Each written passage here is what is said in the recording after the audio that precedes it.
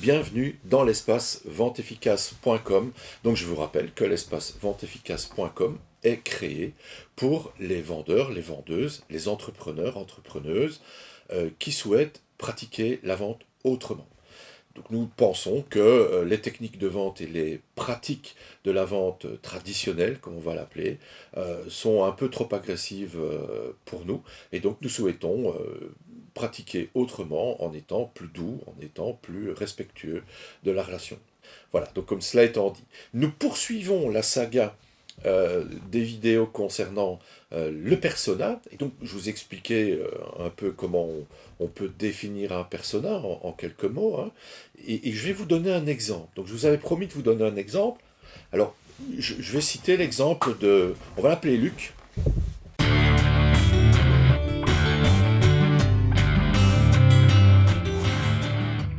Luc est un commercial. Il vend donc des maisons clés sur porte pour un entrepreneur. C'est un commercial freelance et il travaille pour une entreprise de construction générale qui fabrique des maisons. Et il vient me voir parce que il patine. Il patine, il est dépité, il en a presque ras-le-bol de son métier, simplement parce qu'il se heurte à des clients qui sont principalement intéressés par la notion de prix. Excusez-moi, je suis un petit peu enrhumé, mais... Par la notion de prix. Ça veut dire que Luc passe un temps fou à négocier avec ses clients, à leur apporter des tas de réponses, à monter des dossiers, à parfois même adapter la proposition de valeur à leurs demandes, etc. Vraiment, il mouille sa chemise pour essayer d'aboutir à une affaire, et puis, au dernier moment, il se voit abandonné par son client pour quelques milliers d'euros. De moins. Alors, vous me direz, mais quelques milliers d'euros, c'est vachement important, c'est intéressant. Oui, tout à fait, bien sûr. Mais pourquoi est-ce que ça ne fonctionne plus? Pourquoi est-ce qu'à un moment donné, on sent bien que l'adéquation entre la proposition de valeur et le persona n'existe plus? Pourquoi? Parce que l'entrepreneur qui fabrique les maisons, fabrique des maisons qui ont une valeur. Il ne va pas pouvoir baisser ses prix indéfiniment pour essayer de concurrencer des gros entrepreneurs qui font 300, 500 maisons par an et qui, eux, ont la possibilité de baisser les prix. Et donc, on va être face à une impasse. Cette impasse, on peut la résoudre notamment grâce à la notion de persona. C'est-à-dire que quand une entreprise qui a des qualités va s'adresser à un public indifférencié, donc ils font des salons, ils prospectent à travers Internet, mais de manière indifférenciée, c'est-à-dire qu'ils adressent leurs propositions de valeur à tout candidat constructeur. Et ça veut dire que là-dedans, on a un paquet de personnes qui ont des motivations totalement différentes. Donc ça veut dire aussi qu'on va avoir un déchet extrêmement important. Et c'est pour ça que Luc se heurte à cette clientèle ingrate, uniquement orientée gain, profit, etc. Et donc, c'est pour ça qu'il se trouve dans cette impasse. J'espère que vous me suivez. Donc, qu'allons-nous faire? Nous allons redéfinir un persona.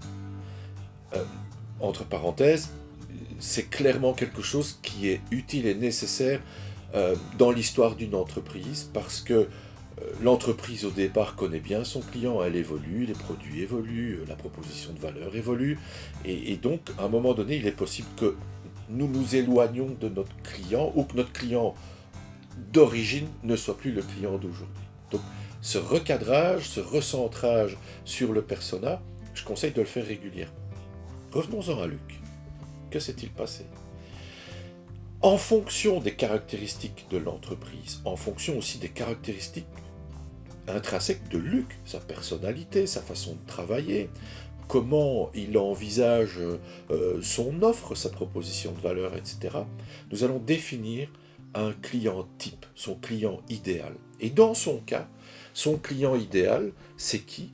Eh bien, c'est un client qui souhaite travailler avec un commercial qui va le suivre, qui va lui accorder du temps, qui va travailler sur la qualité relationnelle. Pourquoi? Parce que notre persona a probablement peur. Peur, de manière relative, mais nous dirons que ce persona ressent une appréhension. Et je pense que cette appréhension, elle est présente chez bon nombre de candidats bâtisseurs. Et nous pouvons capitaliser sur cette appréhension. Qu'est-ce que ça veut dire? Donc ça veut dire que nous sommes en train de dessiner un persona.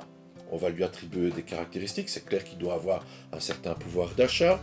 C'est clair qu'il doit être capable de construire des maisons qui sont vendues par l'entreprise que Luc représente. C'est évident.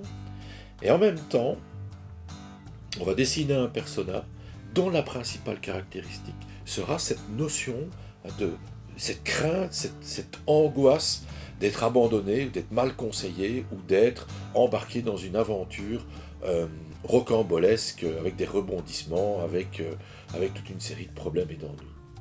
Et donc, ce que je propose à Luc, ce qui est proposé à Luc, c'est de se recentrer, de chercher un client, de s'adresser à un client, à un persona, qui cherche une plus haute valeur ajoutée au niveau de la relation entre le commercial, l'entreprise de construction et le projet porté par le candidat bâtisseur. J'espère que vous comprenez. Donc, alors vous allez me dire, oui, mais comment peut-on le savoir et comment est-ce qu'on peut imaginer tout le monde est intéressé par le prix, tout le monde veut acheter moins cher, etc. Je crois que si tout le monde voulait acheter moins cher, il n'y aurait par exemple qu'une seule marque d'automobile sur le marché, la moins chère. Or, il est possible de vendre des voitures qui ont des prix beaucoup plus élevés que la voiture la moins chère. Pourquoi? Parce que il existe sur le marché des motivations qui sont différentes. Et donc votre persona, il a une motivation. Et votre boulot, c'est de parler, non pas au persona, non pas au client, mais c'est de vous adresser à la motivation.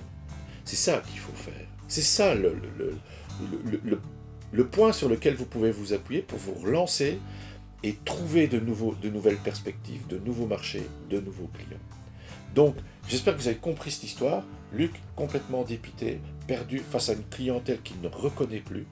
On recentre, on recadre, on prend une position, on se repositionne et vis-à-vis d'un nouveau persona. Et on crée un nouveau persona. Et on va communiquer vers ce persona.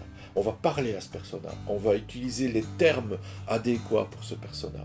Nous allons fréquenter les lieux où nous sommes susceptibles de rencontrer ce persona. Nous ne savons pas encore où c'est, mais c'est ça que nous cherchons. Et le commercial aujourd'hui, je pense que c'est là où il doit faire son boulot, c'est ce boulot-là qui est intéressant de faire, c'est de définir ce persona et d'aller à sa rencontre, de trouver le moyen d'aller à sa rencontre, plutôt que de définir un produit et de partir sur le marché en essayant de fourguer son produit au premier venu, à la première personne que l'on rencontre. Voilà. Je vais faire court parce que c'est quand même assez long comme vidéo, j'espère que vous avez compris l'histoire. Donc la prochaine vidéo sera une vidéo consacrée à l'intérêt, tout l'intérêt que requiert, je vais trouver mes mots, tout l'intérêt que nous trouverons dans le fait de créer un persona. Voilà. Donc je vous rappelle la petite cloche pour être au courant des prochaines vidéos de la chaîne YouTube. Je vous rappelle, rendez-nous visite sur le blog www.ventefficace.com. Soyez vigilants sur les réseaux sociaux où je vous préviens, je vous envoie les vidéos pour vous prévenir qu'elles sont en ligne. Et partagez s'il vous plaît.